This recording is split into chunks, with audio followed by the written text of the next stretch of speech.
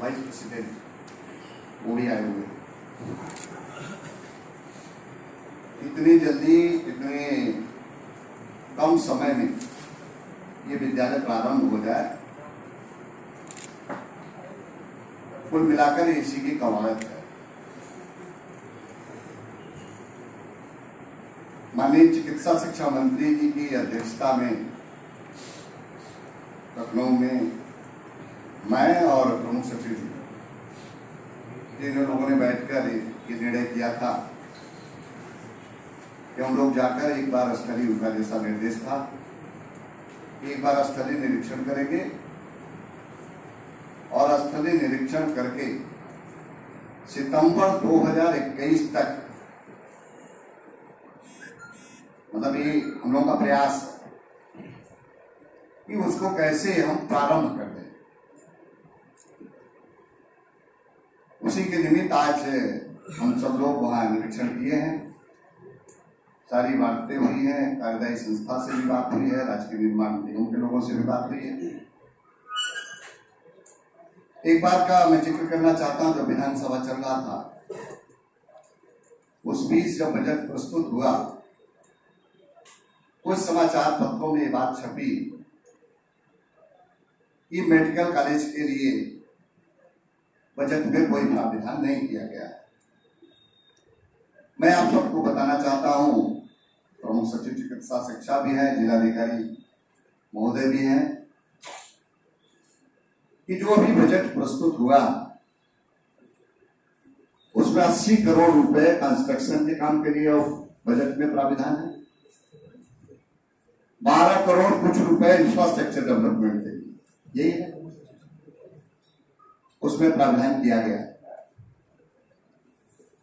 और एक बात की और जानकारी हम सब लोगों को देना चाहता हूं कि कभी भी मेडिकल कॉलेज के निर्माण में पैसे का अभाव नहीं रहा, कभी भी नहीं रहा। कार्यदायी संस्था के पास आज की डेट में लगभग 300 करोड़ रुपया मुफ्त है, उनको दिया जा चुका, जिसमें 220 करोड़ रुपए लगभग खर्च हो चुके हैं, से सभी उनके पास है, काम प्रारंभ चल रहा है तेजी से। कभी कभी जनता में इस बात को भी लेकर वहां वो था कि मेडिकल कॉलेज पर सरकार का ध्यान नहीं है। मैं उसको, उस भ्रम को लोगों को दूर करना चाहता कि कोरोना जैसी वैश्विक महामारी अगर नहीं आई होती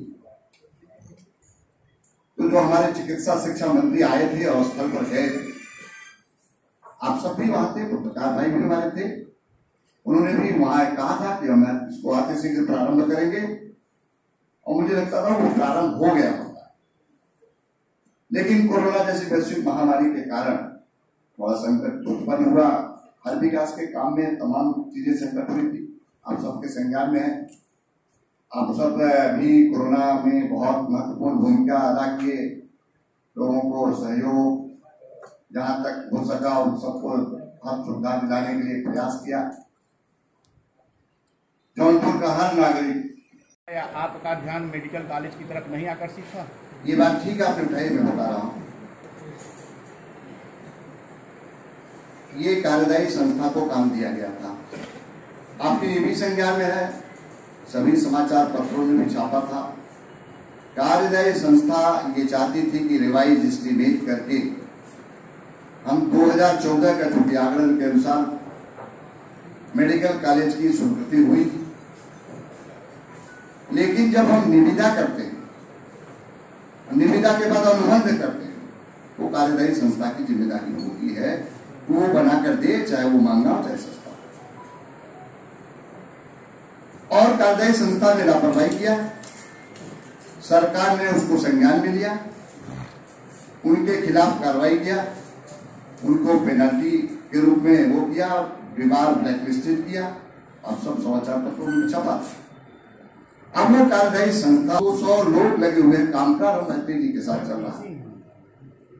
तो कोई भी काम होता, काम में अगर कोई गतिरोध होता तो उसको दूर करने का लोग प्रयास करते हैं, सरकार भी प्रयास करती है। सरकार ने प्रयास किया। मैंने इस बात को इसीलिए आपका, मेरे पास शासनादेश भी है कि एक बार भी अब तक 300 करोड़ रुपया दिया, तो इसीलिए तो उनके खिलाफ कार्रवाई हुई। सरकार में अगर संज्ञान में नहीं रहता तो कार्रवाई थोड़ी होती। लेकिन आप पिछली बार भी देखेंगे तो सरकार ने उसको बनाकर देने का क्या लक्ष्य घोषित किया था 2017 तक का, 2016 तक का, लेकिन वो नहीं बना पाए थे। डेट उन्होंने निर्धारित किया था, हमारी सरकार ने नहीं डेट निर्धारित किया था, लेकिन हम लोग सरकार में आए तो हमारी प्राथमिकता में वो है। बहुत से लोग इस बात को नहीं भ्रम फैलाते हैं कि सरकार चूंकि उन्होंने मेडिकल कॉलेज की घोषणा किया ये लोग नहीं चाहते, ऐसा नहीं है। हर समय बजट रहा, हर समय पैसा रहा, लेकिन कार्यदायी संस्था ने लापरवाही किया था, उसको इसके खिलाफ कार्रवाई की। मंत्री जी एक मिनट बताइए, जब ये जो दरवाजे खिड़कियां उखाड़ी गई इसके पीछे क्या है? क्या इनका भुगतान नहीं हुआ है कि कार्य सही नहीं थे? इसका रीजन क्या है? नहीं, अब ये देखिए, खिड़की दरवाजे उखाड़े गए, लिए गए, वो कार्यदायी संस्था काम कर रही है, ये उनका अपना विषय है। हमको सरकार से ये मतलब है कि काम को आप पूरा करेंगे। खिड़की दरवाजे अगर खराब होंगे तो उखाड़े ले जाए, ये कार्यदायी संस्था तय करेगी। लेकिन हमको मानक के अनुसार, गुणवत्ता के अनुसार वो काम पूरा हो, सरकार उसका पूरा प्रयास कर रही है और उसके अनुसार होगा। इसलिए मैंने इस बात का भी जिक्र किया कि आपको, मेरे पास जियो है, सारे जियो, मैं अभी आप लोगों को सोशल मीडिया पर डलवा भी देता हूं कि कभी भी पैसे का अभाव नहीं रहा इस मेडिकल कॉलेज के निर्माण के लिए। और मैं लगातार माननीय मुख्यमंत्री जी से भी, माननीय चिकित्सा शिक्षा मंत्री जी से भी इस पर लगातार पहल करता रहा, बातचीत भी करता रहा कि कैसे इसका निस्तारण अच्छे से हो, और हम लोगों ने प्रयास किया है। और अभी इतने नहीं, इसमें देखिए जो इंफ्रास्ट्रक्चर के प्रारंभिक स्टेज की जरूरत है, प्रिंसिपल के अपॉइंटमेंट हो गए, हम अगले बार उनके और जो जरूरत है उनके भी, एनएम के, जेएनएम के, जितने और भी आवश्यकताएं, जेआर के भी, असिस्टेंट प्रोफेसर के भी, सबकी हम नियुक्तियां करने जा रहे हैं। और यहाँ सीटों का आवंटन भी हो गया, 100 सीटें निर्धारित हो गई कि अगली बार क्लासेस चलेंगे। हमने बता दिया आपको, सितंबर तक सरकार का यह प्रयास है कि कक्षाएं प्रारंभ कर दिया जाए, ये चालू हो जाए 2021 तक हम पूरे मेडिकल कॉलेज का निर्माण पूरा करेंगे। दीनदयाल उपाध्याय जी, 2016 दिया था। एक मिनट सुन लीजिए। माननीय दीनदयाल उपाध्याय जी के जन्मदिन पर उन्होंने आधारशिला रखी थी 2014 में, 25 सितंबर 2014 को। उन्होंने यही कहा था कि सितंबर 2014 तक यहाँ ओपीडी शुरू हो जानी चाहिए। तो क्या हुआ क्या नहीं हुआ आप भी जानते हैं, मैं भी जानता हूँ। सरकार में 4 साल बीत गए, कल 4 साल बीत जाएंगे। तो आज आप लोगों को सुधि आई है कि मेडिकल नहीं, इस पे बार-बार सुधि आई। कहाँ बार-बार? चिकित्सा शिक्षा मंत्री आए थे। अरे आए थे तो वो भी आए। बार-बार अगर मंत्री जी सुधि आती तो आज इतना चिकित्सा शिक्षा मंत्री ने विजिट किया था। चिकित्सा नहीं, काम चल रहा है अभी। आज आप देख के आए हैं, वही राजकुमार जी आपके पास तो फोटो होगी, सितंबर 21 राजकुमार जी गए थे, फोटो उनके पास होगी।